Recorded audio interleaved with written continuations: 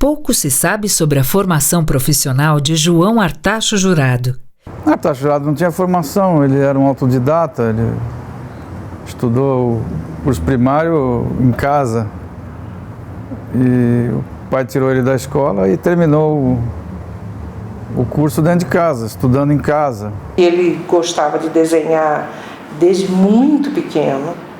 E isso assim, é uma história famosa na família, porque, enfim, era meio ovelha negra, porque não queria estudar e só ficava desenhando o tempo inteiro, desenhando. E imagine, o que é isso?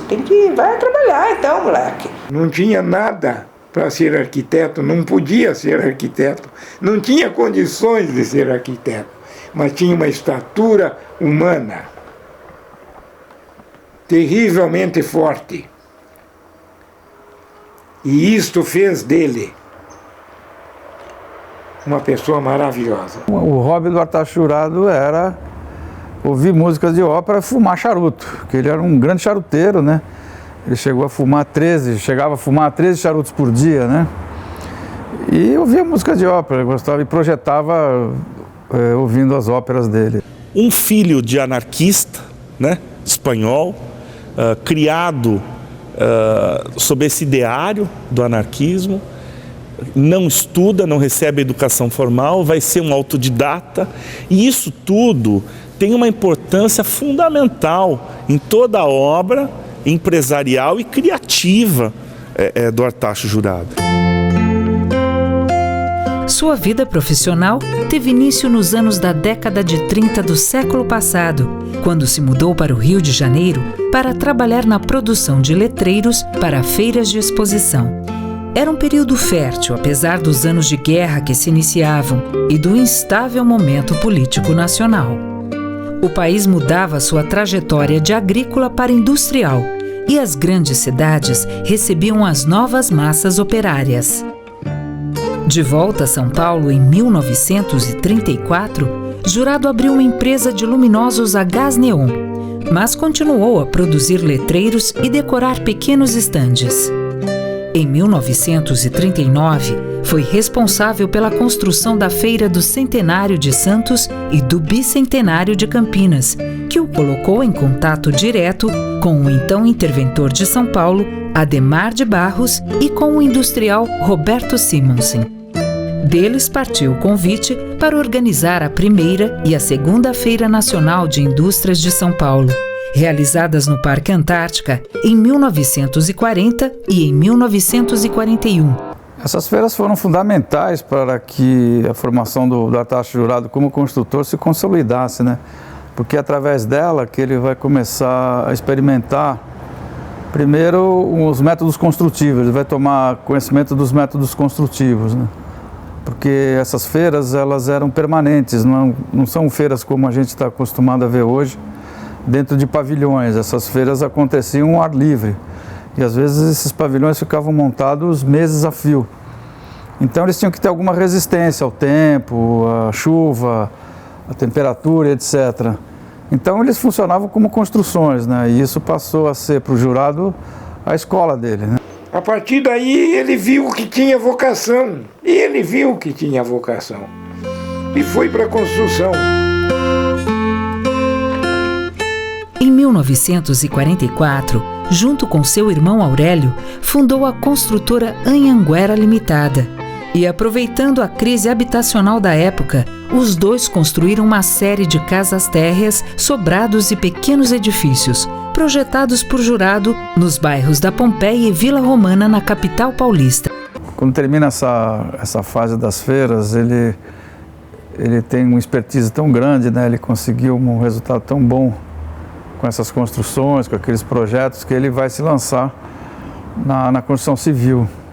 A partir de 1946, os dois irmãos resolvem se concentrar de vez no mercado imobiliário e fundaram então as Monções Construções e Imobiliária S.A., durante a construção de um loteamento na região do Brooklyn Novo, na capital paulista.